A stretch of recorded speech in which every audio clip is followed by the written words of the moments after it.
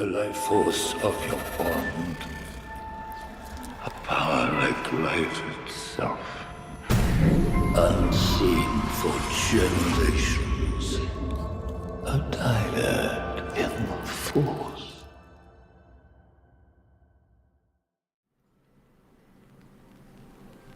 What's up, everybody? Welcome to another episode of Dyad in the Force, episode 151, Sans Choco. Darth Choco is in the middle of moving, so have no computer. But we're joined with an equally talented, equally charismatic replacement in Cal. I wouldn't say equal. Cal 4 R. Yeah, that's how you pronounce it. It's going quite well, sir. Thank you for having me. Absolutely. This week's episode of Dyad in the Force is titled This Week in Star Wars because there's not much to talk about. As we look forward to a slate that has been riddled by and affected by the recent strikes, we're not going to see much until the summer of 24 or the fall of 24. Either way, Skeleton Crew, Acolyte pushed back, Andor pushed back to 25. But we still have the ongoing High Republic books to look forward to. I have to catch up to the Eye of Darkness. There's another book coming out, so woo! Yeah, lots to cover. Also, to kind of reiterate what I announced in the pre-show, congratulations to Charles Olson, or Dare to Entertain, for winning the Chatterback Chopper contest. Also, shout out to Darthman86, Let's Go Early Crew, Marianne, Harith, and Darthman86 again. We do have another ongoing giveaway for this Black Series Morgan Elspeth. Go find that video on my TikTok page. It is about the origin of the name Jedi. Just like, share, and comment on that video, and that'll be announced next week too. Lots to give away. Cal, do you want to give away anything? Like your heart? Sure. So, I mean, over the coming holiday, we'll be giving away, not a full-on Black Series helmet, but like the Mando mask, where like you can put it on your face and press the button, and it'll be like, this is the way. We also have a Mandalorian. What is it? A Mandalorian action figure with Grogu in his bag, and a whole bunch of other stuff. There's a lot of things to give away. It's the season of giving. It is the season of seizing. It's the season of giving. Must give. Marianne says that was a really cool fun fact. It was. You know what? I honestly, when it comes down to it, I honestly think that most of the time the facts that I spew is commonly known. But it surprises me a lot when people say they haven't known about it. Have you watched that video, by the way, Cal? I haven't. I don't know what we're talking about. I'm sorry. It's the origin of the name Jedi. And this might be actually good for you because you're studying Japan to prepare for Japan. Which basically, we know that George Lucas took a lot from Hidden Fortress and Kurosawa films. And those Kurosawa films are called Jidaigeki, which means period film. And the word Jidai means era. And then that word is comprised of two kanji, which is toki, or time. And you probably are familiar with it because you say time as jikan. And then the second kanji is dai, which is great or generation. But I like to translate I like to translate Jedi to a long time ago. That's actually really cool. And so, George Lucas used Jedi as a inspiration to name the Jedi, and so I like to think that, and this is the part where it's headcanon. The headcanon of it is that the Jedi is just a stand-in for a long time ago in a galaxy far, far away. That's very poetic. Kind of ties it all together. It is. Kenny says, showing love to the Dathomirians. Exactly. Let's see here. It's the height. Let's see. It's just one thing. Okay. So we're caught up with the chat on TikTok. So there's only one of you on TikTok. Congratulations, us. Kenny says, and this is another reason why Pep is the lore master. I wouldn't consider that lore, but I mean, it's BTS lore, I suppose. Not the K-pop group. Behind the scenes lore. How's it going, Daxon? How's it going, Rams? How you doing? Welcome in, everybody. Is there anything on your mind that you just want to talk about? Honestly, not really. I don't know what's the next big Star Wars show or movie that we should be getting. I believe both Acolyte and Skeleton Crew have wrapped. I don't know which one is coming out next sequentially, but it's either one of those. I hope Acolyte personally. I think that's, of the two, the one I'm the most excited for. Of course. Daxon says the Acolyte. It's certainly going to test that side of the fandom. Oh yeah. I mean, whenever you dive into anything dark side lore, I feel like it's a very fragile place because there are a lot of people that have their own very personal, because it hasn't ever really been explicitly fleshed out really for such a large period of time. So then when we start dipping our toes into it, people have already kind of come up with their own headcanons on what it means to them, how it works for them, and stuff like that. So it'll be interesting to see kind of like the general reaction to it all. Yeah. I'm excited though. Nick Tamoris asks, what's going to happen with Shin Hati from Ahsoka? Now, I've made my video on this, and just to quickly sum it up, I think that Shin is largely looking for a place to belong, and to go from being an apprentice to a master who is like, well, we will achieve power greater than anyone has ever imagined, and then to shift gears in the middle of that journey and being like, your ambition drives you in one direction, mine in another, so we're just we separate from here. So I think Shin is lost. She's found herself in the company of the bandits.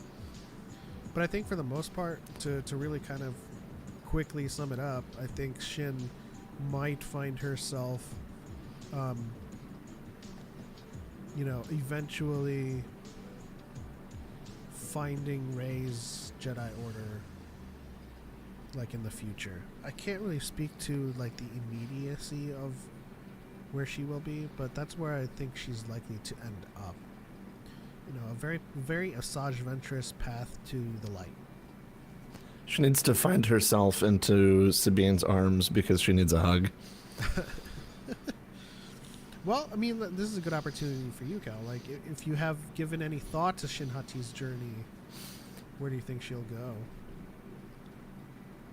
Honestly, the way my brain had kind of set it all up was I kind of imagined her finding something on this planet that pulls her even further down, the dark side, the path of selfish striving for power and stuff like that. But I feel like she'll find very quickly that it'll backfire, and the people there to save her will be Ahsoka and Sabine, and I could foresee one of those moments of why are you saving me of all people? and it's like, well, that's just what Jedi do, and that revelation could trigger some form of change. Either way, no matter how it happens, I don't see her being somebody that gets corrupted to the point of no return. I could see her finding her way back to some semblance of light. Anyways, I feel like her story might be one of redemption. Yeah. I mean, just to kind of like bring in your semi-joking answer with Sabine, I think if we're to mirror Asajj Ventress's journey to the light, she finds the light in Quinlan Voss. Mm-hmm. And perhaps Shin finds the light in Sabine, and she's like, the light side looking kind of hot, you know? No, for real though. Like I could see something brewing there at that point. Yeah, Legacy of Naboo says, is Shin a Night Sister? I don't think so. I think that question came from like me saying that their journeys mirrored each other. I was just saying that like if we think about, you know, Asajj being found by Kainaric, and then Kainaric gets killed, and then Dooku finds her and brings her down a dark path. I feel like Shin was found by Baylan Skoll and put her down a dark path, and now that they've separated, Ventress is like, I'm gonna be a bounty hunter, versus Shin's gonna be the leader of the bandits, and so, you know, Ventress will find her the way to the light through Quinlan, and then Shin. This is me kind of like optimistically drawing a positive or a journey to the light for Shin in the closest analog I can find, which is Asajj Ventress. Yeah, I mean, like, I'll be the first one to say it. I love when stories have a happy ending. I love it when a quote-unquote bad character can find the light again. Now, could it be the case where they just say, no, she's going to just go full baddie and just be corrupted permanently and self-destruct? Entirely possible. I think that there's ways that they could write that in an interesting fashion to where it still has weight and still has potency and still a beautiful story. But for me, I always personally find the stories of redemption and like the return to light and choosing the light and stuff like that in the grand scheme of things, I find this to be more potent and much more of an enjoyable watch for me personally. Yeah.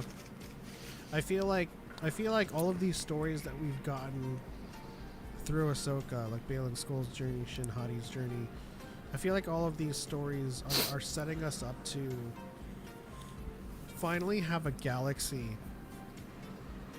where we see the very macro of the Force balancing itself. Like for the longest time, through the Skywalker saga, we have dealt with massively shifting scales with Order 66, with the Empire, with the fall of the Empire, with the rise of the First Order. Like, these are huge swaying like pendulums of the Force balancing itself. And like, if Shin goes on to be a baddie, for the sake of this conversation, if she goes on to be a baddie and someone has to fight her, it is essentially a macro conflict that is the Force balancing itself. That is not like universe scale things where, oh no, it's like the Skywalker saga. It's like she's going to affect huge change in the Force, where sometimes I think we need these smaller stories, like in even the High Republic, where it's just the Nile. They're bigger than one person, but it's not like this galaxy bending sweeping thing. I mean, they still have their impact on the galaxy, but it is not such a thing that needs overcorrecting. Yeah. It's something that just needs to be snuffed out and moved on from. Yeah, and I think Star Wars can benefit largely from having these very, very small scale conflicts. I think that always brings up like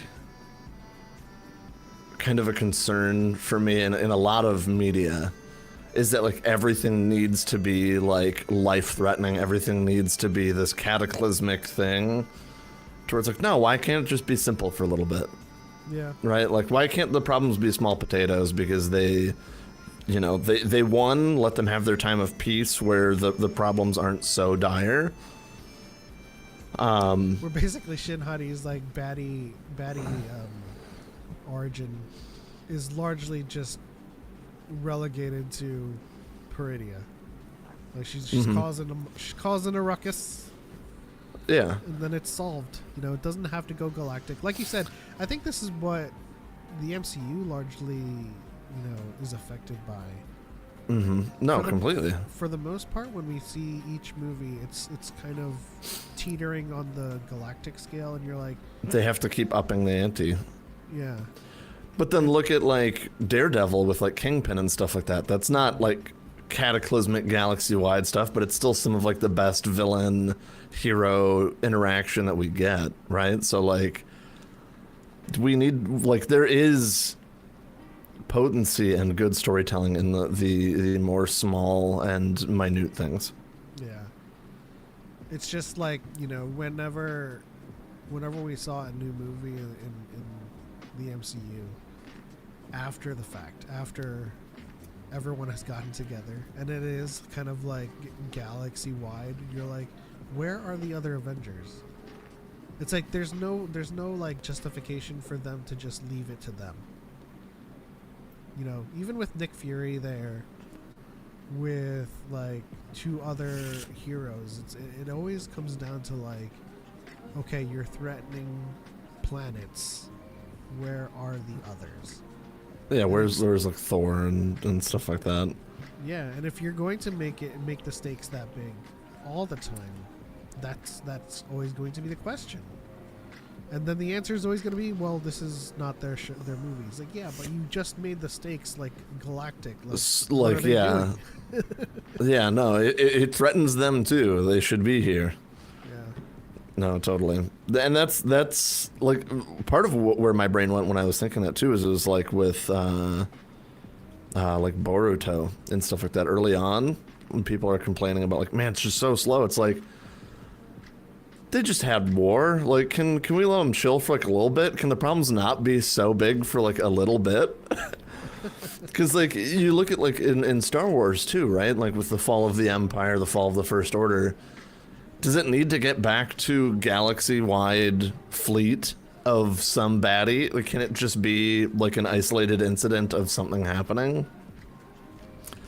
Otherwise, it's like, why did they fight for peace if they didn't get to enjoy peace for a little bit? Like, I never expect peace to be permanent, right? But, like, you still want them to have some semblance of not having to constantly be fighting, right? Like, you want to see your heroes rest and, like, reflect. Yeah, and even in the Spider-Man movies where, you know, we're supposed to get your friendly neighborhood Spider-Man. We never typically got any kind of neighborhood threats, right? It was always like the beginning of the movie is setting up to be a Spider-Man movie, right? So he stops a robbery, and then like elementals attack the planet, and you're like, oh, okay, it's just Spider-Man. Yeah, your friendly European Spider-Man. No, and that's why I like, as much as I really do like a lot of the Spider-Man movies, I do miss in a lot of ways like the old cartoon from like the 90s and 2000s, where it is more isolated small stuff within New York, where it's not, you know, this he's on a spaceship fighting, you know, Thanos' minions and stuff like that. It's like, no, just let him be, you know, a high schooler for a little bit or whatever. I don't know. Or like the Spider-Man, the animated series, the animated show. Mm-hmm. I think he's working Completely. as a reporter then. Yeah. Yep. Shout out to Harith in TikTok. Spectacular Spider-Man is goated. I don't think I ever watched that one. I don't remember which ones I watched when I was a kid. There's a lot of them. Or like the exact names, but yeah. We discussed this last week, but I would like your opinion on this now. Ooh. what is your Star Wars game pitch that we haven't heard before? Oh, I mean, that's tough because I don't know what you guys have heard before, but From you, specifically. Um, so if you've had one in your head, and we've talked about this before, I mean, Try I your- have try your several is best. the thing. try your best to kind of branch off and see where it goes. So one I know that we have had in the past, but it was, you know, kind of a one-off and old at this point. I really want another pod racing game. Honestly, I want one that is as detailed and in depth as like a Forza, but with pod racing. So where you can really, really break down what goes into your pod racer and like completely customize everything about it. I think that would be really flippin' sweet. And it might just be because I've been playing a lot of Lethal Company and stuff like that, but I really want a smuggling style game. Like I think, what is it, Outlaw? Star Wars Outlaws? Is going to probably scratch that itch for me in many ways, but I want a non-force using Star Wars game where you are like a smuggler in space, working jobs and stuff like that, trying to, you know, collect things, deliver things. Obviously nothing goes according to plan. But I could Twisted Metal. right? No, exactly. But like I really do think it'd be really fun to have a game where it is like you work your way up from nothing, eventually you have a ship and you use that ship to do deliveries, you upgrade it and stuff like that, because Han and Chewie's relationship with the Falcon is deep. Yep. It's their home. I mean, it's essentially a mobile home in space, right? But like, it's their RV, but also how they do their job.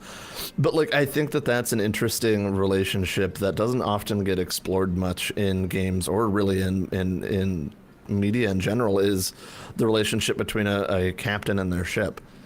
And like what it takes to finally have one and be able to spread your wings and be spacebound, going on missions, going to different planets, going to see different parts of the galaxy and stuff like that. But think of it in a multiplayer sense too, right? Like, oh, hey, we're going to take Pep's ship out today, and we're going to do some missions to kind of collect stuff for everybody, and we can all share the you know, spoils of everything. And it can be parts smuggler, where you're delivering things and trying to avoid the law. It can be parts like treasure hunting and stuff like that, exploring different planets to find, almost like Sea of Thieves in a way, but in Star Wars with spaceships and stuff like that. I think that would be really cool. Yeah, I find it funny we haven't ventured into the racing genre. Yeah, I mean, we did back in the 64 era, but it hasn't really gone on since then. And maybe it's just the nostalgia of I played so much of that game that like I just miss it. Yeah. But I think it could be really fun to have a Star Wars racer game where, I mean, you could even make it like Fast and the Furious style too at points, right? Where it's like you do races, but then you also have like these wacky, wild jobs where you get hired by like Hondo to be like, hey, we have this thing we need somebody to steal, but we can't get in and out fast enough. But your racers won this many races, blah, blah, blah. You're perfect for the job, stuff like that. I think that could be really cool. Yeah, it's kind of like, you know, that would work too. Cyberpunk-esque. You know, you are like this street rat in Star Wars, and like you do jobs and you do pod racing. We never really, every time the conversation of a Star Wars game comes up, we hardly breach the racing genre. Pod racing moto. Mm-hmm. Cause like even in like Knights of the Old Republic, I actually really liked the swoop racing segments. They weren't hard at all, honestly. But I was just like, oh man, this is really cool. I hope we get to see more of this in the game. It was something that happened like twice. And I was like, oh damn. Just on that. Okay. Yep. So I always I know we're saying like new pitch, but I just want to reiterate, just in case anybody important is watching. Oh. want a Talking to you. lightsaber combat game that is For Honor style, where you have granular control over your stroke direction, your block direction. I think the For Honor combat was made for lightsabers. And just that. Yep. That's it. Make up your own Jedi and Sith, and just go for combat. Yeah, Like, combat Can some. you imagine like a hyperspace war based For Honor game where like the control maps are like different parts of Coruscant, and it's just a whole bunch of Jedi and Sith fighting each other, and then you have like It'd be the sick. ones and your It'd be so cool. yeah. I think For I Honor think- in general is great for that.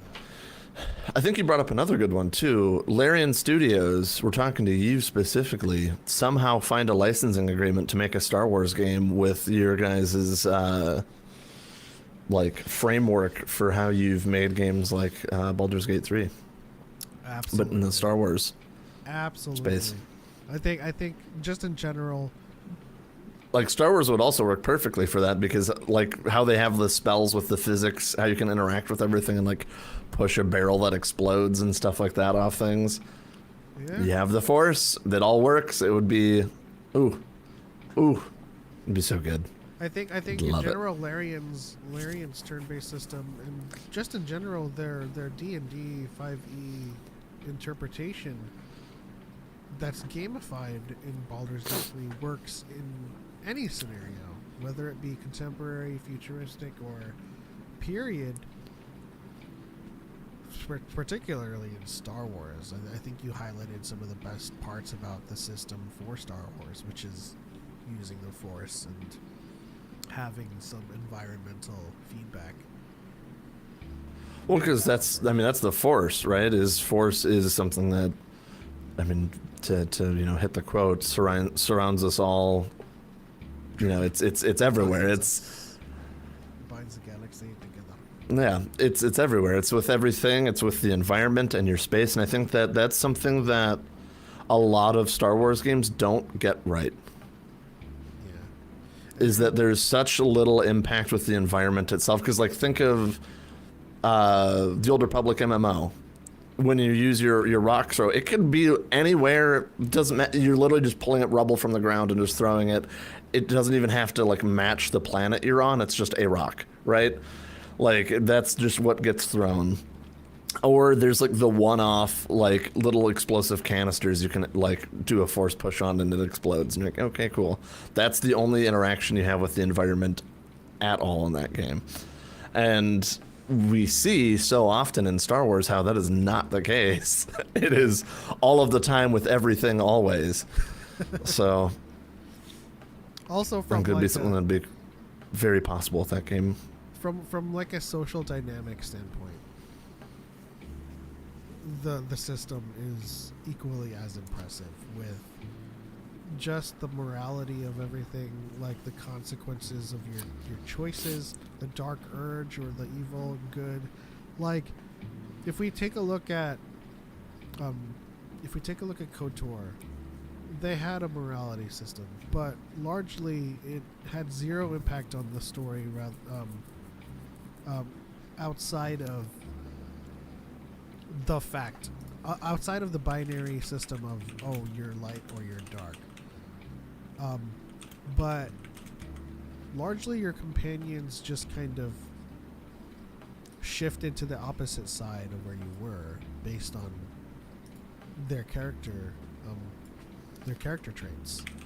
So like if you went dark side, your darksiders would go light. It was a very simple system, but I think like just as a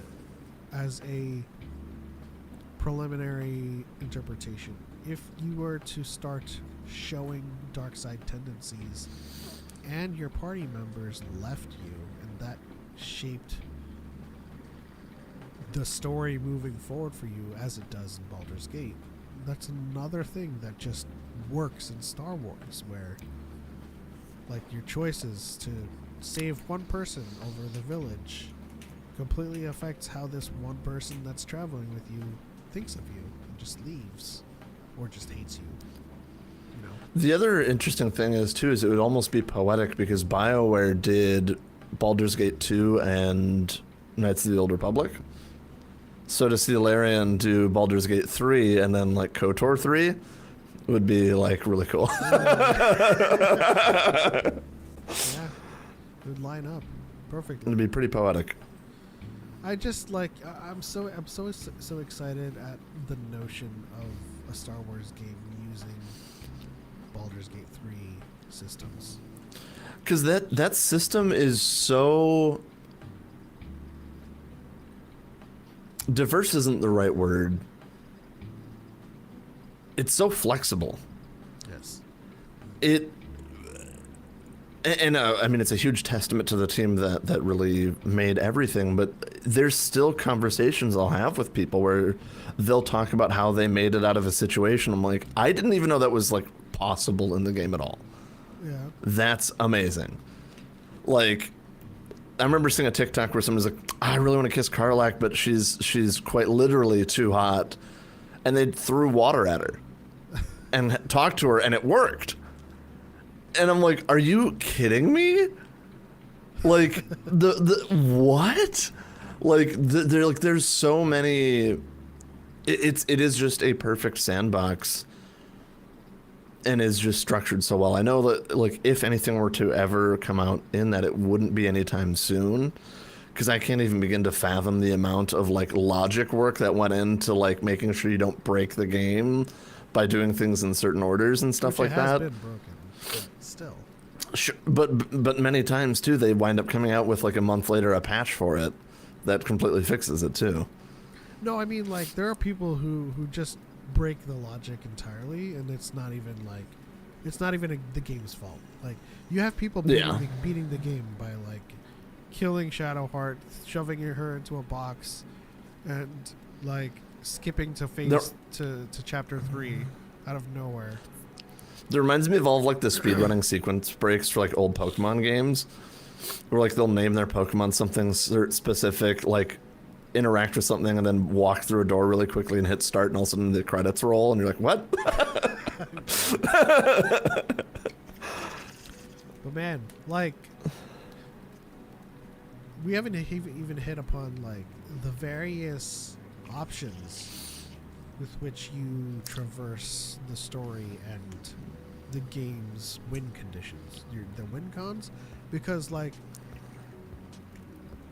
being able to talk yourself out of any situation and avoid fights is a Jedi freaking. I was gonna say how perfectly Jedi is that non-confrontational, like, you know, just whether through talking your way out of it, stealthing your way through it, like.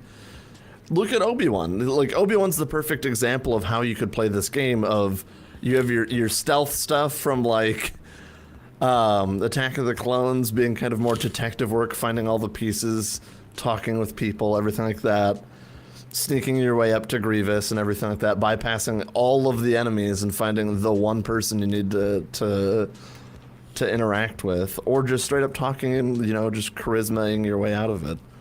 Like, exactly. It's so perfect. Like, not to mention if we like talked about all of the different types of characters you could make, like making droids that are just pure ranged specialists, or like Magna Guard style with like electro staves and stuff like that. Like, it literally translates.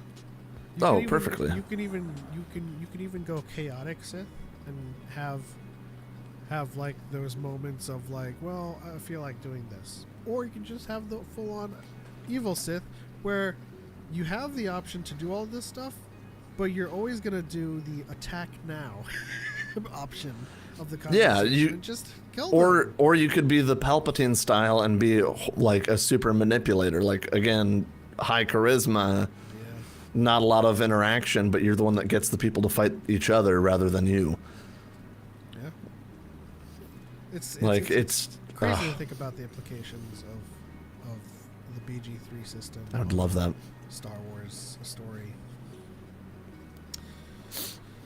Kenny says there's a new anime or season of Sword Art Online. I don't know if I'm done. with Star Wars series. Online? I don't know. I think well, maybe I'll check it out. It's hard for me to like, because I have seen like some of the older SAOs, but it's hard for me to like get back into it when there's so much more to watch. Like earlier during the pre-show, I literally listed off like 12 that I'm watching right now. Honestly, looking back, I remember when I was younger, I could list every movie that I had seen, every show that I had watched. But now it's like, if you asked me what I watched 2 months ago, I'm like, I have no clue. There's just so much stuff that it's like, it's just an What have you overload. watched a month ago? Sporadically Jujutsu Kaisen, obviously on new releases for that. I've been rewatching Naruto with a friend because they haven't seen it. I've been catching up on My Hero.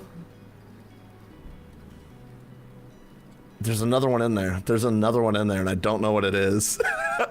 Oh man. I started Mob Psycho 100.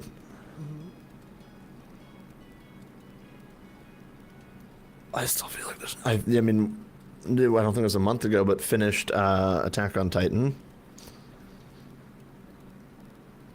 There's so many. That's just anime, let alone Star Wars stuff, Marvel stuff, video game things. Like it's just flooding with so much great content. I mean, we are truly spoiled in many ways. Yeah, that was just me testing your statement. You did have an answer, for the most part. to that. Yeah, it was still rough. Like I was, and I still feel like I'm missing something. I feel like there's still an anime that I started that's just not on there. I'm tempted to like pull up Crunchyroll right now and see, but Shangri-La Frontier, hopefully. nope. Dang. Freerun, I think, is going to be one that I start soon. I haven't. 'Cause that's, considered what I want to. since- There's a couple of see like of the 12. There's a couple that are like finished, and I need to get through immediately. And I've been trying to bust my butt on One Piece, but like, you know, It's a lot. that's kind of like coincidental. I had to like bring my car in for maintenance, and they thought that it would take 3 days, so I had to rent a car. And of all people of all establishments, the guy at Enterprise is like, nice Naruto shirt and nice fairy tale necklace. I'm like, oh, wow, I guess you watch anime. He's like, are you watching One Piece? I'm like, god damn it. Perfect timing, the one I'm working on. I'm working on it, right? And he's like, okay, well, probably one thing is that you'll get through like the Alabaster arc by the time you return the car. I'm like, all right, I'll try. And then like the dealership That's really was like, funny. your car's ready. I'm like, bro, you said it was gonna be 3 days. You made me rent a car for 3 days. So I bring it in the next day. He's like, how'd you do with the One Piece? I'm like, bro, it's only been like overnight. I haven't done anything. I thought I was gonna have 3 days to do something. So it's kind of funny to return to that conversation being like, I didn't do it. Yep. No, that's one that's on my list too, but I'll probably watch One Piece just to try and speed through it as fast as possible. Is that But- publicly available? Or is it just a list? I believe it's actually like edited down chunks. So instead of watching several episodes, it's like you watch an hour and a half of like a specific arc. Oh. Let me know I can when you, find it and send it to you. Yeah. let me know when you watch them. We could probably do a watch party. Yeah, that'd be actually a lot of fun. Try and catch everybody up on it. Because that's one of those ones that I know so many people want to watch it and want to like it because everybody totes about how great it is. But it's just daunting when you look at like, oh, it's like 1,300 episodes. And you're like, I don't know if I have that kind of time. But it can be pretty fun. Naruto in general is half of the episodes and it was still daunting. I don't know how anybody looks at if you look through Boruto, that's right alongside One Piece as far as length, honestly. If you go through Naruto, Shippuden, Boruto. Oh, yeah, I'm pretty sure if you combine all three. Let's do... How many episodes of Naruto are there? So for base Naruto, there's 220. For Shippuden, there's 500. So that's 720. And there's 293 episodes of Boruto. Fuck. So just about 1,000. How did we get here? I don't know, man. I don't know. They're like big three, haha, never die. Like, then now Bleach is back too. Like, yeah, but that's gonna end. That has an ending. Like this upcoming season, that's July. That's gonna be the last part of it, I think. No, it's the third. Jesus, it's the third season of the final arc. And then the fourth one is going to be the final one because that's when the manga ends. There's no additional manga. And so, like, when I watched Attack on Titan, I made like a hot take post on Twix, and I was like, Attack on Titan is proof that anime needs to end. Like, you gotta give your characters their day in the sun. It's like when Naruto became the Hokage, that was like the biggest thing in all of Naruto through Shippuden. And became Hokage, he achieved his dreams, and now he's gonna deal with this shit again. with and that's generation. That's why I actually really liked at the beginning of Boruto. I'm still working through that one as well. That, like, he's just a derpy dad. He's doing his job. He's doing a lot of paperwork. He's doing a lot of late nights and not sleeping a lot. Like, that's the life he wanted for himself. He wanted to be the Hokage, this hero, this person that gets to kind of, you know, pull the Thanos, you know, sit back on a grateful village and be like, yep, we're safe, peacetime. And he did that. And, like, I like that they get to let him have his time. But that's I think it's very unfair when they don't. Short-lived. I mean, I'm watching it episode by episode, and it still seems like he's chilling pretty fine, and I'm like quite a bit in, but. Well, okay, so without spoiling anything, it's gotten to a point where he lost his arguably the most precious thing that was a huge part of him. And it's like, that didn't need to happen. He would be Hokage with that one thing, and life would have been peaceful. But the ongoing need for a conflict made that happen and changed Naruto. Yeah, I mean, I think at some point they just have to be like, what would make the story interesting? No, I'm not saying I'm not disagreeing with that decision. It's just the fact that it's a you feel bad because that the story had to continue to get there. I was like, if you had ended it at him becoming Hokage, we'd all be sitting here speculating, oh, he's probably just, you know, being a derpy Hokage father. That's it. But the story had to continue with Boruto, and then you get to that point. And it shifts to the next generation's story, so it's no longer about him. So you need to.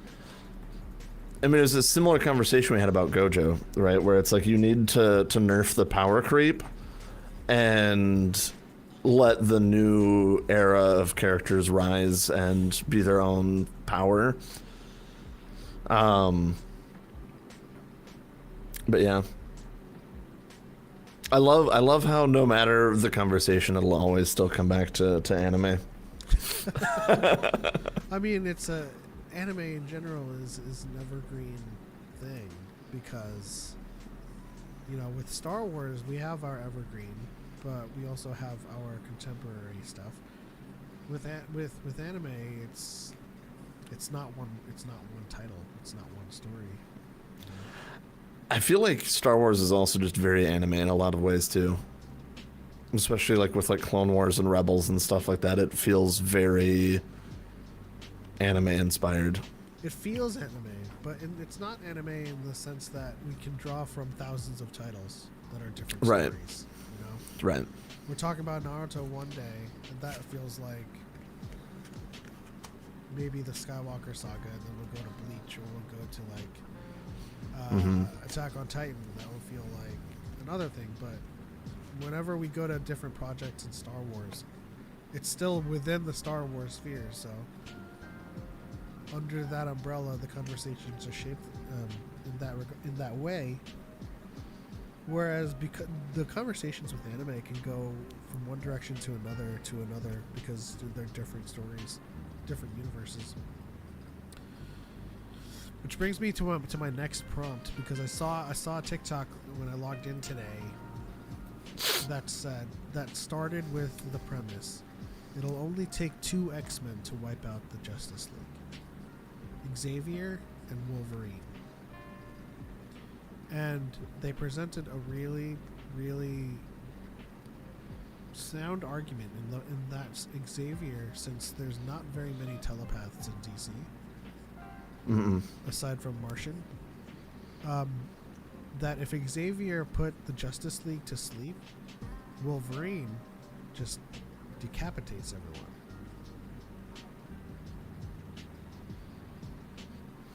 Because Wolverine doesn't have a code. Yeah. And so, like, I was reading the comments on that video, and a lot of people were like, "No, man, Superman lobotomizes them from like a mile away, snipes them. Yeah. The Flash Batman. blitzes them With enough And- prep time. Well, exactly. Like, so like, I came to the conclusion after reading so many comments that in order for the Justice League to win, they have to be murderous psychopaths. And they're not. They all have a code of no killing. They all have a code that prevents them from going ballistic and just wiping the entire battlefield off of the face of the earth. Ballistic is Wolverine's middle name, so. Exactly. I mean, if you cannot fight against Xavier, Omega class telepathy and psychokinesis, and he puts you to sleep or just freezes you in place, like Wolverine just goes around cutting everyone's heads off, and he there's no moral ambiguity or no moral quarry to be had because he's freaking Wolverine and kills people all the time. Then it's a quick fight, whereas with the Justice League, you're kind of having to rationalize between them having the moral ability to snipe someone, to blitz them, to take them off of the field immediately. And with extreme prejudice. Yeah. But the interesting thing is I think the only struggle would be the quantity of people that Xavier would have to like control all at the same time. But even that said, like, while he's controlling the bigger threats, the smaller ones could do some damage to Wolverine that, I don't know, gets regenerated, like, because they're not going to kill him. So like he just works his way from the top down, and by the time you start getting halfway through, it's the rest of them all at the same time, because they're probably not going to be as resilient to the telepathy, or I don't even know the rules of how any of that would wind up working. But even if it was a situation where he had to, stop one person at a time because they're quote unquote too strong or whatever. But Eliana in the chat says, what universe are they in? Because Batman has plot armor and something in his belt to stop them. In DC, in Marvel, X-Men for sure. I mean, the belt of how would Batman stop telepathy? So like the argument always comes up is that Batman would figure it out. But it's always after the fact. Like, sure, like Batman figures out Wolverine has regeneration, so he procures something to stop that. But like, if we're talking about straight up brawls, 1v1, Batman doesn't live. Yeah, because he'll figure it out and be like, oh, he has regeneration. No head. Like, cool, you figured it out. I'm sorry you're dead. Like, that doesn't matter. I think Bat in the Sun did a marvelous job with their depiction of this, where Batman and Wolverine are fighting for the first time, and Batman knocks Wolverine out. Like, yeah, I think Batman is capable of it. He turns around, Wolverine stabs him in the back, and he dies. That's like how it happens. He doesn't. At that very moment, he's like, oh, he can live through being electrocuted because he's got healing. But I'm dead now, so I can't really adjust. Yeah. I can't adapt to that. And I think that's the tough thing though too, right? Is like, if you remove all plot armor from both sides, like that's how you have to look at it, and just look ability to ability, morality versus morality. Wolverine will just kill them. Mm-hmm. Wolverine has the, like, on paper has the higher durability. He's got weapons built into his fucking body, and will not stop. He's got more than 100 years more of experience in combat and training. But, like, he's not stupid. Yeah, but it always comes. He's beaten Iron Fist before. Yeah. And honestly, I feel like even with Batman's best case scenario plot armors, he still loses. Because whenever Batman's put up against the ropes and is fighting somebody that he can't beat in that moment, there's always some form of plot armor break, and he gets away and figures something out. But there wouldn't be a he gets away, because the enemy will not stop. Yeah. No, like I think the ultimate deciding factor is what you said is the morality of Wolverine. Like, there's no qualms. He doesn't care. He's going to dispatch of Batman right then and there.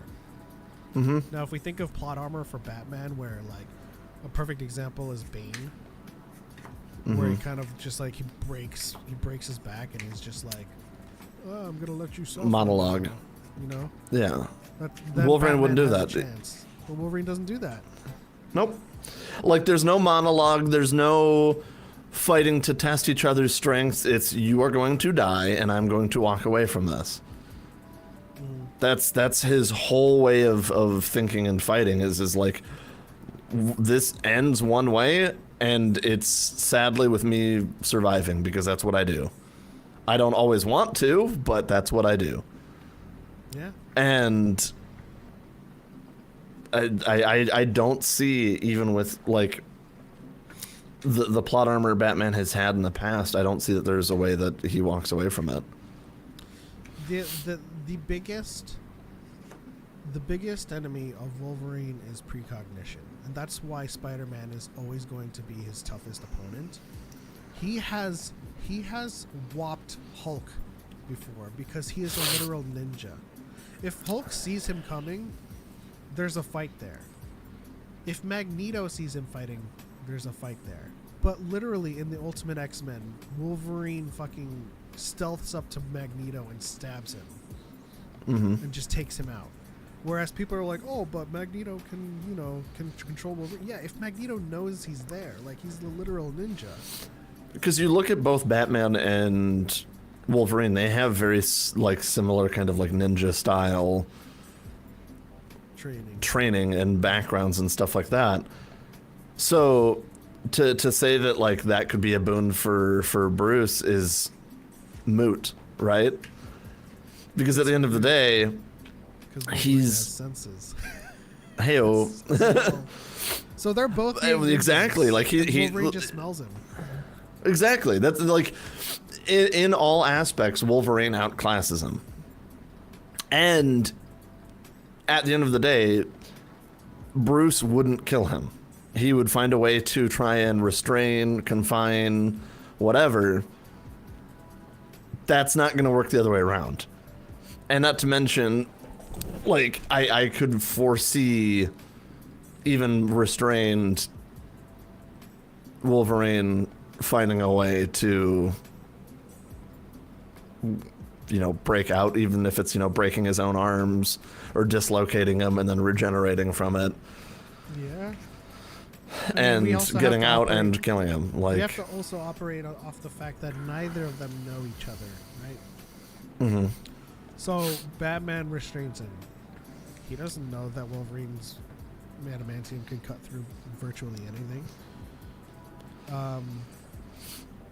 Not to mention, like you just said, they don't know each other, right? So Batman isn't going to fight to kill, especially because he doesn't know what the other person can take. So he will instinctually pull punches as to not, you know, kill somebody's blunt force trauma. Meanwhile, Wolverine's just like, no, I do not care. You're going to have your insides on your outsides. Like, that's just... So, I think that's the biggest difference is... I think it's going to be... Like, the way it would go would very much so be like old samurai movies, where it's over in one attack, and it's, you pulled a punch, I didn't, and you have holes in you, I'm sorry. Or not even sorry at that point. Like... Even when he's pulling punches. So in one of the comics, Magneto. This is the comic that he stealths Magneto. Like Magneto hires Wolverine to kill the X-Men, and he thinks, you know, Wolverine has no morals at this point. And Wolverine's like, yeah, I'll do whatever I gotta do. I'm the best at what I do. So he goes around and he's like creating this notion that he's all against the X-Men, just to prove that he's not taking Magneto on a ruse. He punches Scott in the face and breaks his face. Yeah. And like when Beast comes at him, he fucking rocks Beast. I'm like, this is him trying to pretend that he is against the X-Men when he wants to fool Magneto. Mm-hmm. And he's still not like letting them. No, like exactly. As soon as you brought up the concept of it literally only being Xavier and Logan to go after the Justice League, it's like the gears started turning, and I'm like, oh yeah, no. Yeah, no, yep. That one too, yep. Okay, yeah, no, that's done. Like... And that's why that is very true. That's why after reading the comments, I came to the conclusion that like all of these people, their rationale for the defense against Wolverine is they too must become killers. And I'm like, but that's not who they are. Mm-mm. That's the whole point of those characters. Yeah. It's the reason why it's the Justice League. Mm-hmm. I think that Deadpool can also do it too. Well, that's the interesting thing is somebody that doesn't care against people who care. As soon as the concept of plot armor, like we could hold this in DC, give all of the characters as much plot armor as they want, throw in Deadpool. Goodbye plot armor. Like, I'm sorry. Like, that's the whole point of him as a character, is to be like, oh yeah, fourth wall plot armor? No, we're not going to have any of that. Yeah. It's all just going to be Looney Tunes and Wolverine. It's like the clip that I saw the other... earlier I saw a clip of someone dubbing over the meeting with the Justice League, and Batman's roasting everybody, and he's like, I fund this whole thing, and I should be the leader, and then the Flash is, and then Clark is like, no, we pay our fair share too, Bruce. And I'm like, and Bruce is like, I own the building you work in. You are basically paying me with my own money. and then he's like, there was an argument for like superpowers, and Batman doesn't have any. He's like, you are weak to a rock, and he's like, but it's a rare mineral. It's like I freaking stopped a robber the other day, and he had like 4 crystals of kryptonite in his bag. It's not as rare as you think. And so it was still kind of like slapstick and for comedy, but it's actually kind of true. It's like, you know, there's a lot that can bring the Justice League down without their with their code intact. Mm-hmm. Now, I think the toughest fight for Wolverine would be Wonder Woman. Yeah. Honestly, I could see that or the Flash. The Flash too, Because but could purely just for the concept of like time stuff with his speed. But I also feel like this is an argument over morality, right? Would gotcha. Would the Flash kill? I think Wonder No. Woman could kill if it came down I do to too. brass tacks. But so I think so. This is me thinking like the Flash kind of comes in and knocks out Wolverine, you know, with his speed. And he's like, oh, that takes care of things. And then Wolverine just wakes up and stabs him because he doesn't have senses like Spider-Man. Well, not to mention he would also be taking the comedic timing after knocking him out to gloat about it. And that would be problematic for his well-being. I mean, just in general, when you put an assassin in Wolverine against people who will hesitate, that moment of hesitation is their downfall. Mm-hmm. And the toughest person I honestly is Wonder Woman to me, or so here, Deathstroke. but Deathstroke's not in the Justice League, is he? So that was actually gonna be my next question: is DC villains versus that duo? Who gives Wolverine a hard time? Versus Xavier and Wolverine? Mm-hmm.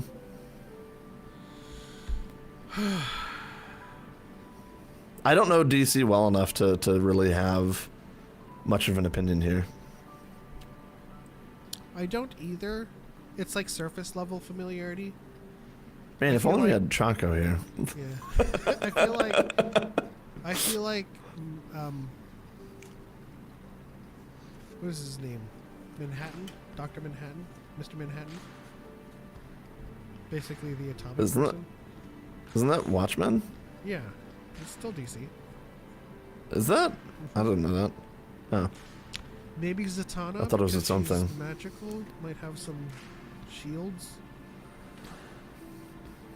Because I'm starting to like peer into people who are semi like telepathic, semi like metaphysical in that sense, whereas like the Justice League is all people with like. Is there a Magneto equivalent on the DC side? No, I don't think so. Because that could be problematic, but Jose Roberto Hernandez says, "Got a Star Wars question? Can I ask?" Absolutely, you could ask. oh yeah. We're just kind of shooting. We're just talking shop, really. Yeah. Just being nerds talking about nerdy things.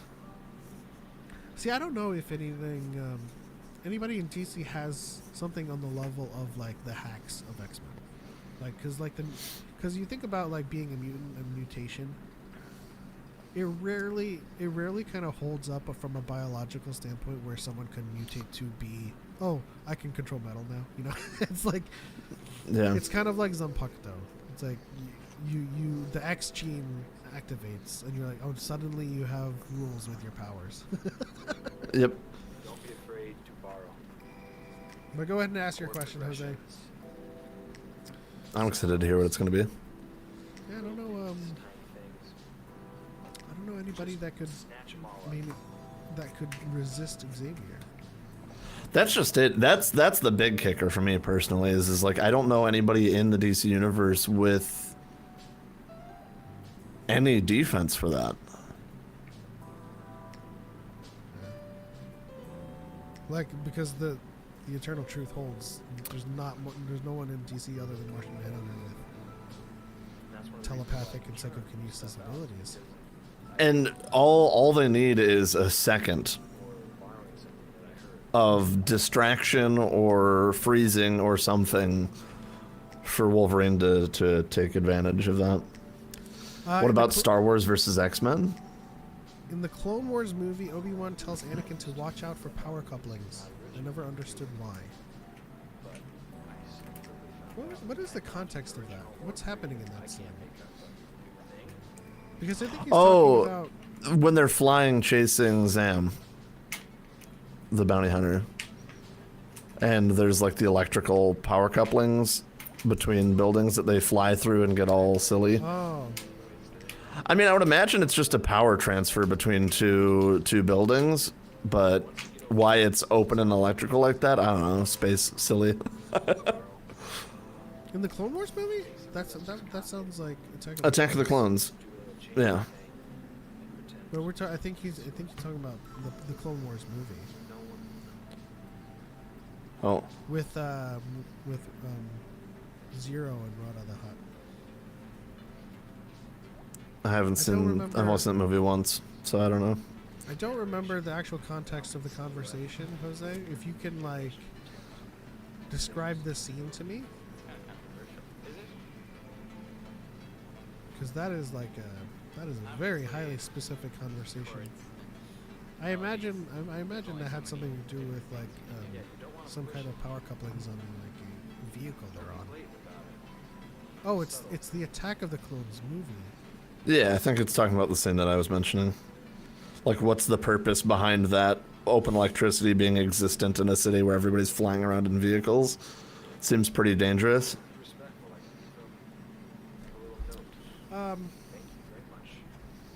I think at that point though, we're dealing with technologies where people have shields and stuff. Well, not just that, but I think it's more than anything. I don't know of a good in-universe explanation for it, but I think it's really just a throwback to Phantom Menace. Just to be like, hey, do you guys remember this? The silliness with Jar Jar and the electricity where they got all numb for a second. Oh yeah. Like, it's movies made for kids, right? So, for me, it very much so fits into that campiness of like, haha, remember this bit? But, I mean, I imagine it's entirely possible that it's either just one way of transferring power between buildings, but it's hazardous and dangerous, and I'm sure they probably had, appropriate signage up to say, hey, avoid this area, this is a no-fly zone, but knowing Anakin, he doesn't care. Or, I work in IT, stuff breaks all the time. It's entirely possible that something was malfunctioning, and Obi-Wan saw it and was like, hey, watch out for this, and Anakin didn't. So, that would be how I would rationalize it. But I think it's a situation similar to why does Mace Windu have a purple lightsaber? Because the people thought it would be cool when they wrote the script and made the story and set pieces. So, but there's always fun ways to rationalize it to make it make sense in universe. There might be something more specific that Pep knows, but I don't. I looked up the exact quote. During the chase, Anakin says, may the Force be with you, Master. And everyone says, Anakin, how many times have I told you to stay away from the power couplings? I think, there's no real specific meaning behind the sentence, other than the fact that Obi-Wan is constantly telling Anakin to do things, and Anakin doesn't listen. Mm-hmm. And it could be something that they've had issues with in the past. Yep. Especially since Anakin was brought up pod racing, and there's a lot of power couplings. Well, and shit pod.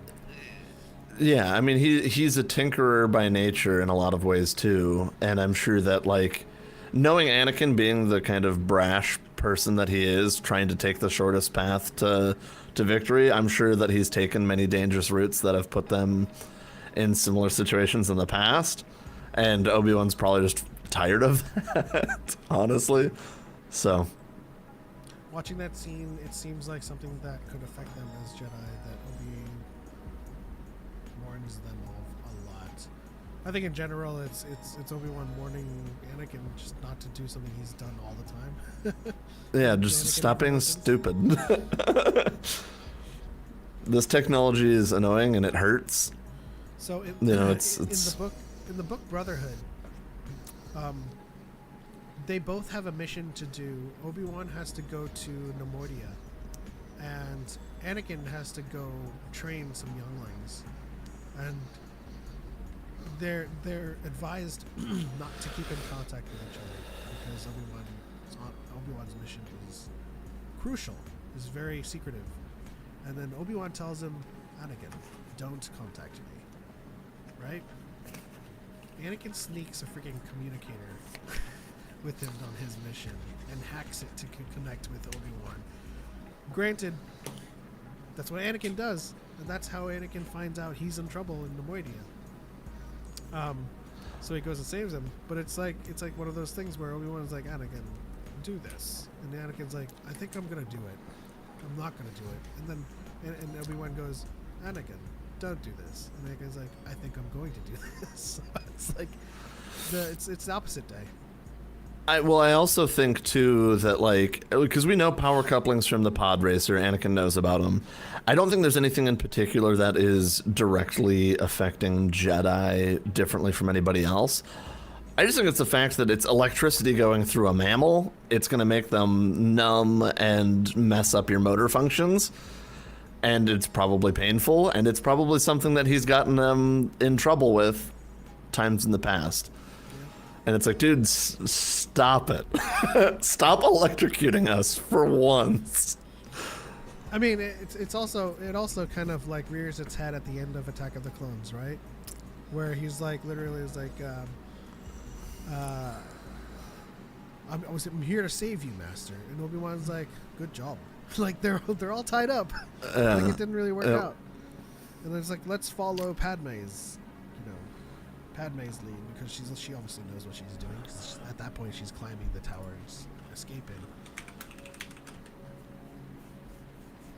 That was refreshing. K. Stanzi says, personally, I'm a little offended. Element 7 didn't react to the picture I made of him. I didn't see that. Ooh. How rude. Let me see something here. How rude. My Duolingo bird looks like he just got done running a marathon and needs water because I haven't practiced today, and he looks all sad.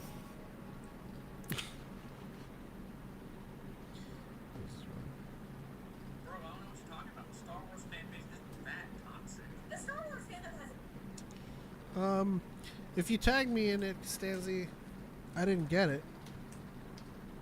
Well, so I have no idea what that is. They posted in Discord, maybe? I'm not sure.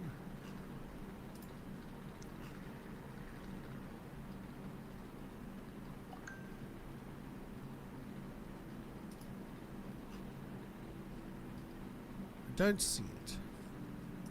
Check the memes. The Brolcon Discord? I'm on far too many Discords. Yeah, way too many.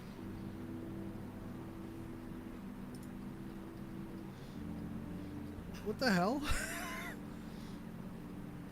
Why would you make this picture? What is that a picture of? No, I'm curious. Well, I mean, I can tell it's a stock image from Getty. But what's it got to do with me?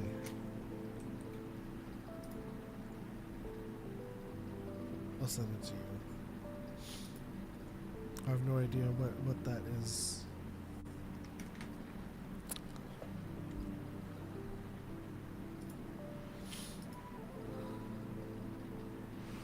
Oh, that's the like who put this music on, me in the corner being like, but I don't know the relation to that. At least that's what I see it with the most.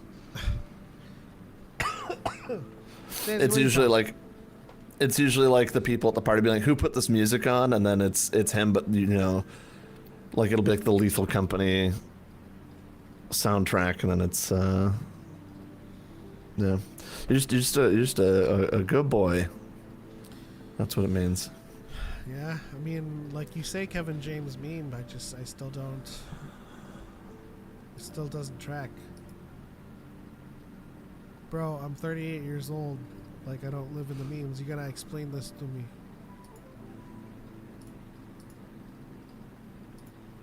Like, my favorite meme is POV, you're old and out of touch. is like Velociraptor. That's my favorite meme. Velocipaster. Yeah. I do have a fire playlist. I would be playing it It's right facts. now if I wasn't Copyright. concerned about copyright. Yeah. I have several playlists that I wish there were are a tasty. way to do it the way that you can do it on Twitch, but I don't think you Yeah. can do it on YouTube. I don't know. I could look into it for you though. The only thing is then if anybody goes back to watch the VOD, it's just silent, which works for a podcast, but. But yeah, I think we're just about approaching the wrap up for this episode. If anything, Yeah, anybody has chill. anything that you guys want to talk about, any questions you want to ask in terms of Star Wars, we were just debating. Oh, let's respond to Rams, Star Wars versus X-Men. Oh yeah. So if we're going off of the same premise of Xavier and Wolverine, I think that Yoda would be able to resist the mind proportion of Xavier. Sidious would too. I think a lot of Jedi Masters would be capable of resisting. I don't know if they would be able to keep it up, because this is all about like their resilience against the Force and mind attacks and all kinds of things that try to affect their mind. And comparing that to an Omega class Psycho mutant, you know, because Sidious has shown the ability to. This is from Legends. Sidious has shown the ability to completely wipe the memories of an entire civilization. Although that is a Force feat and not a Sidious feat. So it's interesting to kind of take something external and compare it to something internal. I feel like a lot of Jedi would have resistance to it inherently. The problem is I don't know how they would stop Wolverine. Well, the question becomes, can lightsabers cut through adamantium? Exactly. That's why I'm like, I don't know. Because could you imagine them trying to cut through somebody and it stopping on like his shoulder blade? Yeah. And it's like, and they pull back and it heals. And vice versa could adamantium. Like, the only way you would really be able to do it would be to, like, precisely stab between the rib cage. Yeah. I think in general, though, any kind of lethal attack they could perform on Wolverine, he's healing from anyway. Yeah. The only That's question such is, a deadly combo of people. can the claws cut through lightsabers. Not cut through, or at least clash with, and not have like one swipe and they're immediately like cut. Yeah, because we're thinking about kyber crystals and their potency to. Is it like effectively Beskar? be planet busters. See, the thing is, we don't know. In universe, Beskar is lightsaber resistant. Cortosis short circuits kyber crystal energy. Mm-hmm. What if it's the worst and is a combination of the two? I don't know. Yeah. See, the thing is, we would have to attribute lightsaber resistance to adamantium in some way. But the only thing we have of adamantium is it's virtually indestructible and can cut through virtually any material.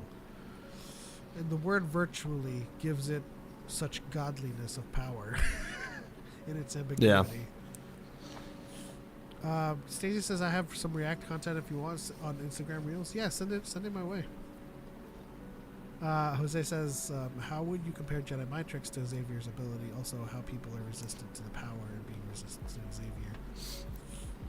So the mind trick works in a way that it dips the force into their mind and like is suggestive of something. And when you're more open to suggestion, you're more open to believe, to accept it. Whereas Xavier's ability is more akin to, quite frankly, Forcefully controlling thought. yeah, like literally controlling your brain. Yeah. Like if he wants you to stop where you are, he is controlling your brain to make you stop. He's not like you will stop here. He's It is quite literally saying, "Hey, brain, make the neurons in the body stop muscle movement in this person's like body entirely." Yeah. And when it comes to his psychokinesis, again, he's not putting you in an illusion. He is not hypnotizing you. He is literally transporting your metaphysical self into your brain's synapses. So like when he takes Scarlet Witch and brings her into his and delves into her mind, it's not an illusion out there. That's why like Scarlet Witch basically overpowers him and like breaks his neck in that and escapes it. But that's because Scarlet Witch is more powerful than Xavier. So, because I mean that's just it, right? It's forcing someone's brain to perceive reality differently in that moment. It's not like illusion that people see. Yeah, it has nothing to do with perception. It is your brain is. Well, I mean, I suppose it's perception because it's your brain just doesn't perceive its actual surroundings anymore and is experiencing a completely different reality to what your body is currently experiencing. Yeah. It's you know what? I think Xavier's psychokinesis is literally the most difficult thing to compare with the Force. So I mean, attacks on the mind is something that I think Sidious and Yoda would be prepared for, but it's also an attack on the mind that's not using the Force, which is something that I don't know they have resilience for either. Yeah. Like if someone's trying to mind trick Yoda, he's like, "Bro, I'm the fucking Force. Like I can sense it. I can see that what you're doing." But Xavier is literally like, he's not using the Force, so I don't know how anybody avoids that. Yeah, that's why I said I think this is just such a deadly combo of two people that like I got nothing. It's very interesting because Xavier's attacks on the mind, like if they're not part of the Force, they can't detect it, they can't guard against it. Like, the way Star Wars works is that everything is connected through the Force, but even a Jedi would fall victim to the Nameless, right? Even a Jedi falls victim to the poor Gullet. These are things that are part of the Force because they're living things, but they also attack your synapses in a way that is not a Force mind attack, but is just innately their ability. Because the Nameless, the Nameless feed on the Force. They swallow it up, essentially. And their abilities are to just draw on the endless amounts of fear within a Force sensitive, or someone who actively uses the Force. So that's how the Nameless works. The Borg Gullet goes straight for the brain. That's how the Borg Gullet works. And so, like, again, if it's not of the Force, I don't think anybody can defend against Xavier. Yeah, I got nothing. Who are your top 5 Star Wars characters? Rams asks. I'm going to start from number 1, Yoda. Number 2, Luke. Specifically TLJ Luke. Number 3 is this canon? Or is this just overall? I think it's just overall. Overall, 1 is Satele Shan. Number 2 is Yoda. That's why when you said Yoda, I'm like, he's thinking canon specifically. Number 3, TLJ Luke. Number 4, Darth Mar. Number 5, Obi-Wan.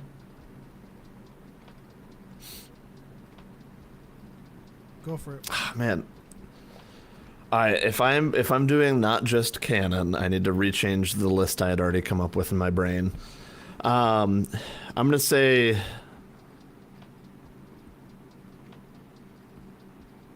This is actually tough. 4 irrelevant choices because he's the best. Carrot can eat a carrot. Probably number 1 is probably still Kanan Jarrus. Number 2, I'm gonna have to say Rey.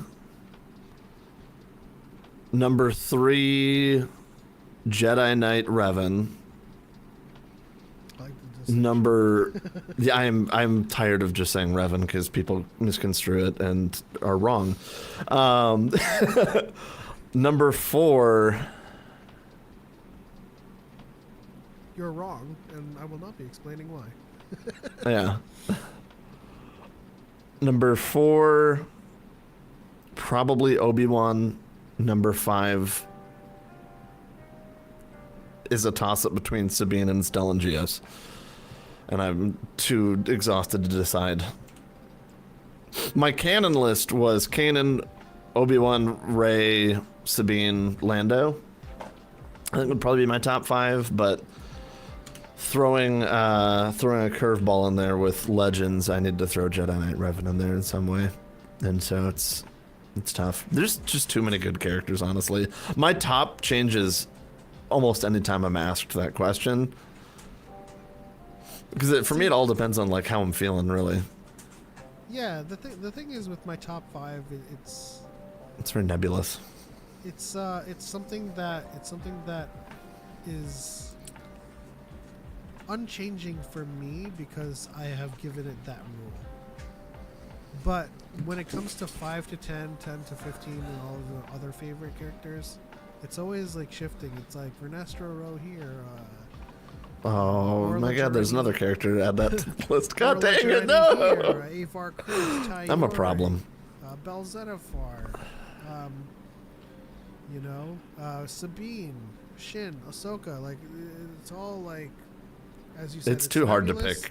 Up to a point where, if it's relevant, they go further up. Like during the Ahsoka show, she was my top. Outside of that 5. I need to come up with a concrete top 5. I just don't know if I can. I'm too weak. How quickly I can don't know if I have the Xavier strength to learn do it. any given subject? I mean, I don't think. He already knows them all. I'm just kidding. I think I don't think his abilities are that. But he just Yeah, I don't knows how to think- control a brain the way he does. Yeah. And his To where needing to know, you know, the extreme biodiversity of the ocean is irrelevant when you can just turn someone's ability to breathe off. Here's a question. If you put Xavier next to an expert in the field, he can glean that information. Like Yeah, if someone's like if he's like again, if he's next to a marine biologist and he's like, do you know how many species of fish are out there in this ocean right now? And Xavier just peers into his mind and is like 256,000. It's like 256,000. yeah. It's kind of like just having he has access Cheat codes. to the answer sheet. He's got Google. Everyone make a list of. What's everyone's favorite era and why, 20? though? Favorite era and why was the one before that, though. It's gonna be the Old Republic for me, and then Same. the High Republic. Yep. Spot on, same. I will say I do love the era of the Rebellion a lot. I have a singular tattoo, and it's the Rebel Alliance logo over my heart. But I still think my favorite era is Old Republic, just because it's more full of conflict, I guess, in a way. Like, it's a time where there were thousands of Sith, there were thousands of Jedi, and it's more complicated, and there's more stories to tell there, I think. So it's just interesting to me in that regard. But High Republic is just... I don't think the movies or, like, the Skywalker saga era have gotten me to really dissect, like, not dissect, but, like, really dive into a character's psyche as much. Because I didn't read the movies. I watched them. I got told a story in, just under 2 hours, whereas when I'm reading a book, I'm spending, like, especially because I'll listen to audiobooks, it's usually well over 10 hours with these characters and these stories and stuff like that, and it's much more of a vibrant space to play in. If you know anything about me, I'm a Jedi guy, I'm a Force lore guy, I'm a mysticism guy. Old Republic, chock full of everything. High Republic, chock full of everything.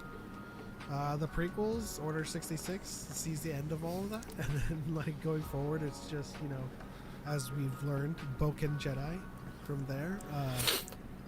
I loved Ahsoka, but the era in which there was a whole bunch of Jedi and Sith, it's just, you really can't beat that in terms of, like, my sensibilities for the lore of The it. fantasy of it, Yeah.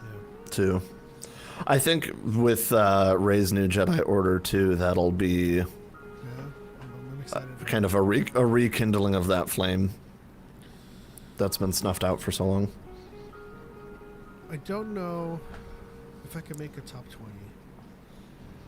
I mean, I feel like you've spitballed about 20 names already that would probably be within your top 20. Okay, so let's give it a try. There's Teal-Shan, of course. There's Yoda, I have the second 10. There's TLJ Luke. There's Darth Mar, and then there is Obi-Wan, and then there's Vernestra, Orla, Zeen Morala, Cantum Sai, Avar Chris.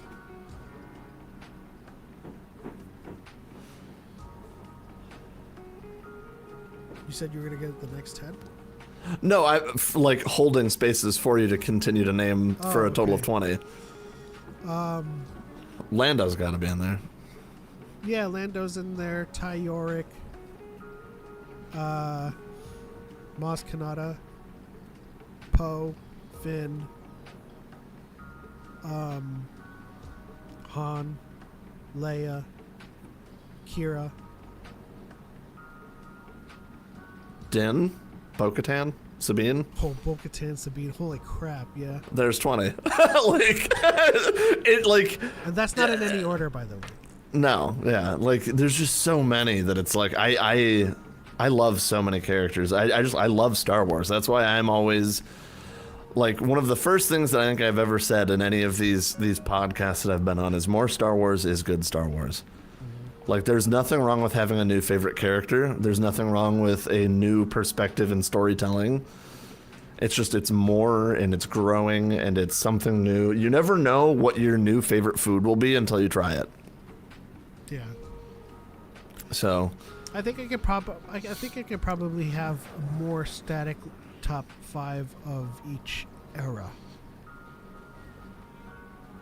So like in the Old Republic there's Satele.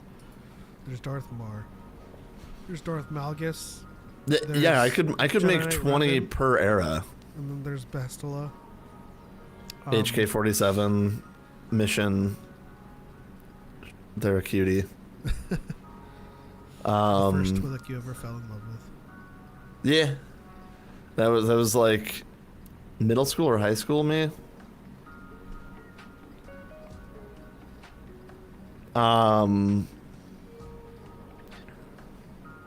I mean there's tons.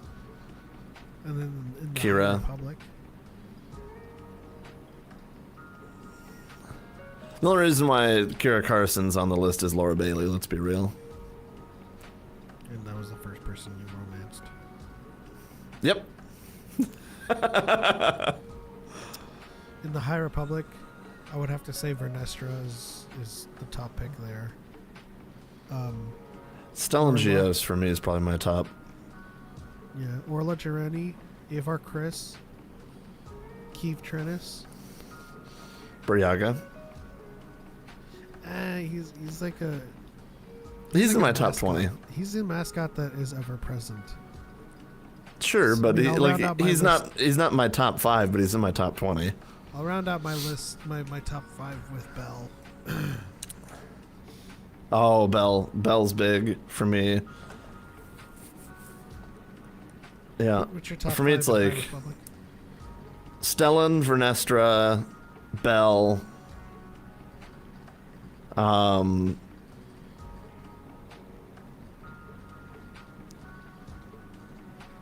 Why am I blanking on his name?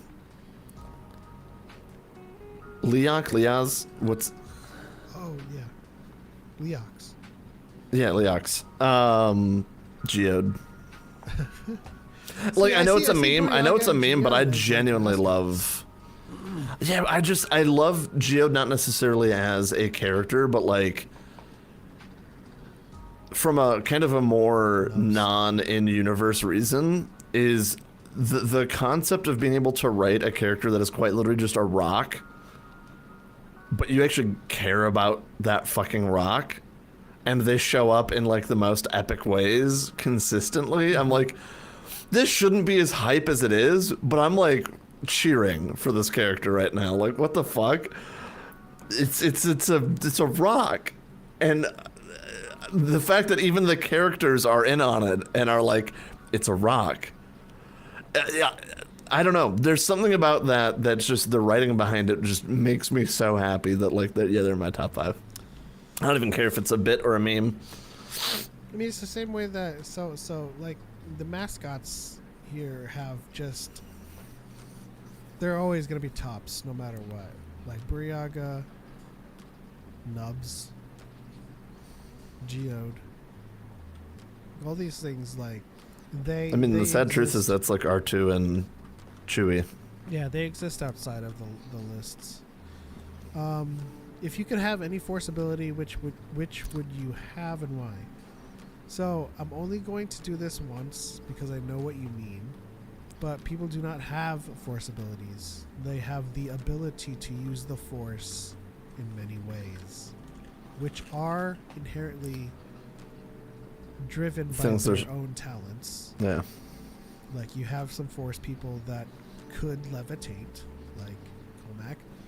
You have someone who's really good at mind tricks, which is Obi-Wan. You have someone who's really good at telekinesis, and that is Yoda. But it's not something that they have. But outside of that, just to kind of humor the question, I think telekinesis is vastly more useful than anything that I think that would not infringe upon my morality. Like, I don't think I could mind trick anybody. I don't want to electrocute anyone. I don't. I don't. You know what my answer would be? What's up? It wouldn't be telekinesis. It'd be battle meditation. The ability to inspire those around me and keep everybody's morale and positivity higher. Yeah, that's a good one.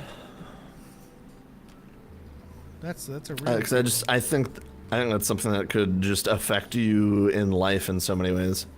Like, telekinesis, I think, is like a good answer for like the fun and convenience of it. Of like, oh, my drink's still in the kitchen. Hold on.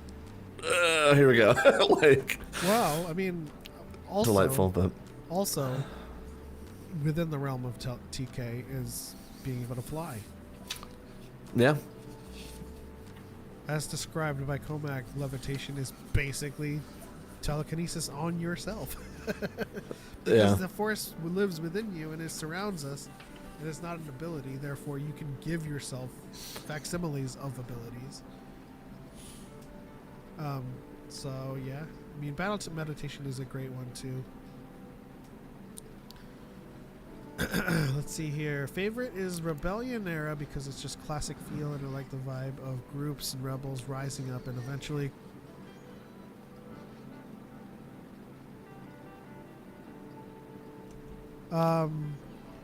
and I like the vibe of groups and rebels rising up and eventually coming together with a common goal.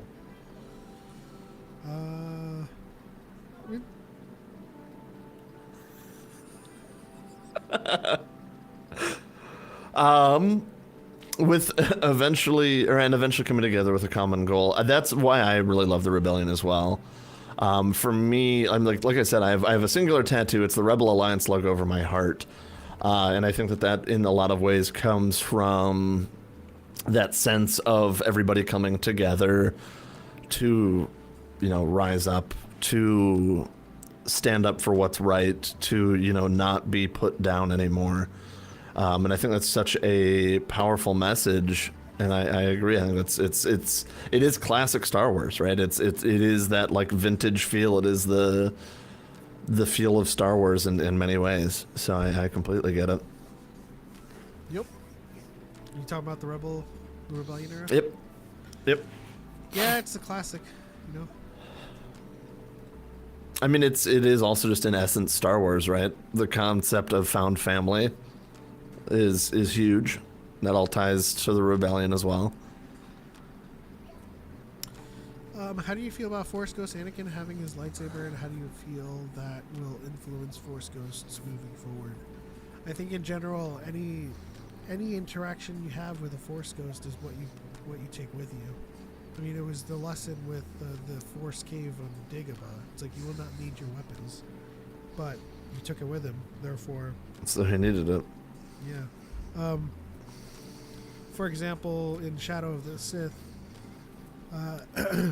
Luke is being attacked by wraiths, and he cannot hurt them because effectively they're incorporeal. And Anakin comes in with his lightsaber and kills them. How will it influence Force Ghosts moving forward? I think in general it largely won't. Because, the use for such a thing is dictated by the need for them. And as much as we've learned about Force Ghosts and how much they know, how much foreknowledge, how much they see about everything. It is the reason that they can see everything where they conclude they cannot interfere. So when it comes to Anakin having his lightsaber, all he's doing is kind of showing Ahsoka something that she needs to learn. When it comes to Force Ghosts moving forward, it doesn't matter if they have their lightsabers. If, in fact, they cannot interfere, they won't. I mean, for me, it's like, what do we think about them having their just, you know, clothes that they had? It's just another thing about their image and their way of presenting themselves. And I think that also speaks volumes to how important the bond is between a Jedi and their Kyber crystal. Is that it is something that is still a part of their identity. Yep. And so it would be something that would be there to help visually represent them, because it is, I mean, it's heavily attuned to them in that way. So whether or not that lightsaber even exists anymore, it's still a part of who they are, who their image is, and how they see themselves. Because it's a reflection on yourself when you build your lightsaber. So It exists within their minds. And that's why Jason can sense it in the Force. But does it actually exist in tangibly? No, because Qui-Gon shows up to Obi-Wan in the Obi-Wan show with his robe, but we know Yoda has it. mm-hmm. Do we want to see naked Qui-Gon Jinn standing in a desert? Some people do. He shows up all naked. He's like, Some people. Master Qui-Gon. What happened to my robe? Where's my robe? I think Yoda has it. Oh, okay. No, for me, it's that similar thing, right? It's how they see themselves, because like the way I always see Force ghosts in a way is kind of like a dream. Like, how do you see yourself in a dream, right? Like, I mean, I've talked to friends who have, you know, lost like a leg, and it's like, well, when I dream, I still have my legs, because that's how I was for the majority of my life. That's how I felt, and I see myself. Things like that. So I think it's just a part of your own self-image, and it's not something that is more on like materialistic side. I think in general to put a humorous spin on this as we wrap things up is, when I dream, I have a harem of women. Oh, jeez. When I dream, I'm not as overweight as I am, because I didn't always used to be. Yeah, I mean, it's the same thing. It's like I'm not surrounded by women, but when I dream, I have a lot of women that are at my beck and Force call. Ghost Pep is also just not just him. It's the entirety of the Force Ghost Dreamcatcher as well. It's literally like it's so like, if I appear to you as a Force ghost, it's literally me with a whole bunch of K-pop idols. Or it's also like the Force Ghost of like Satil Shan as well. She's there just because, like, hey, he's coming with, I'm coming with too. She's just like, she shows up like, what am I doing here? I didn't even learn how to do this. Like, don't worry about it. I saved you from the stream of the nether. Anyways, it is about that time. It's 6:50, close to 2 hours. We're a little over time, actually, but that's what happens when the conversation is good and everybody in the chat is providing us with fantastic subjects to talk about. Jose Roberto Okay. Hernan, thank you so much for your questions and your participation in the TikTok chat. Legacy of Naboo, Rams, How, K. Stanzi, Eliana, Darthman86, Dexon, and I think said Marianne, and Harith, and Charles Olson also, congratulations on winning that Chatterback Chopper. get that out to you in the coming weeks. But thanks everyone for tuning in and hanging out with us and providing us with something to talk about. Thank you to my good friend Cal for subbing in for Darth Choco. Oh man, I said Choco. I'm nasty. You have anything to say, Cal? In closing? I mean, just like I said before, more Star Wars is good Star Wars. Just because it's a story that may not have been written for you doesn't mean that it's not making a new friend for you that loves Star Wars as much as you in some way. So let new content come out. Enjoy it if you can, and, use your energy to find what you enjoy in something rather than trying to be overcritical and find, like, every little thing you could nitpick on. Because that's easy to do. That's the dark side. That's the easy path, the easy, quick path.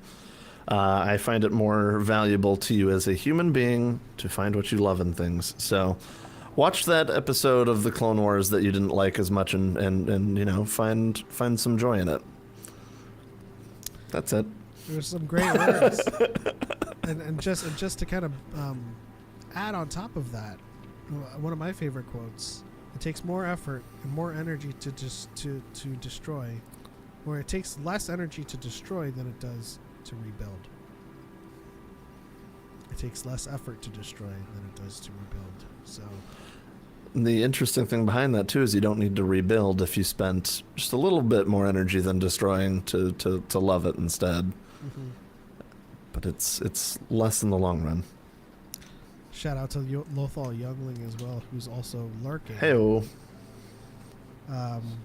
You're awesome. And leave a comment. But that'll do it for this episode of Dyad of the Force 151. As we approach the 200s and we approach anime levels of episode counts. Episodes. Yep. Could you imagine a Dyad in the Force 1000? I can. What would that be like? What would we be doing? Would Dyad in the Force 1000 take place in the Netherlands?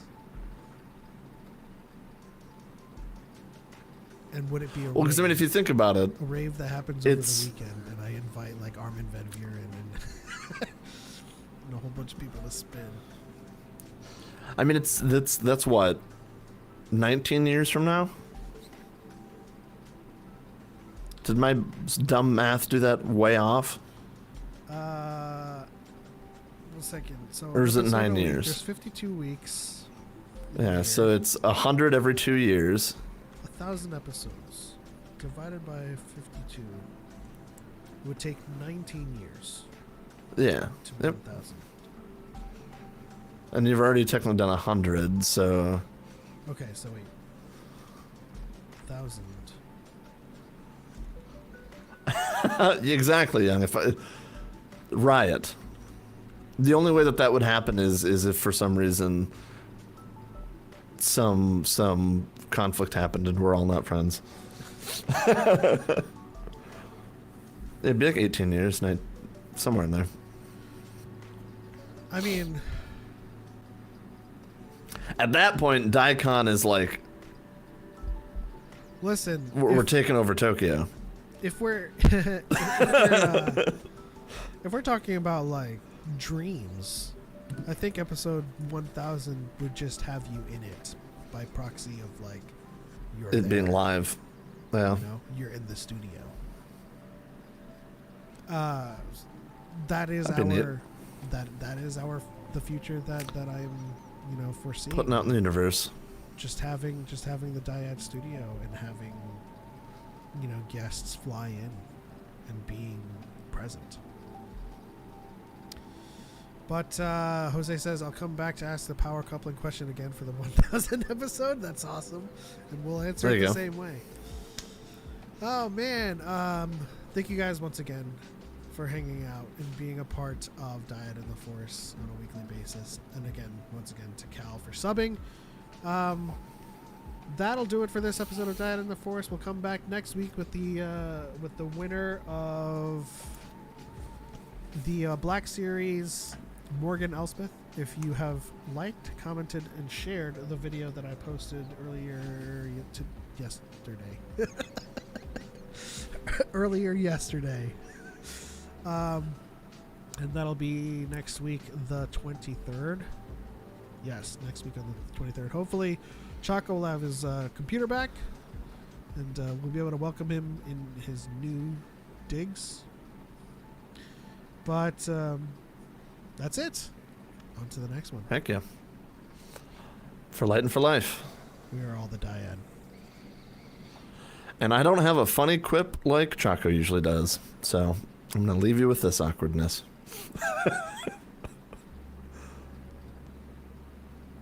I was just making it. I don't know what else. Yeah. That was what it is. Bye.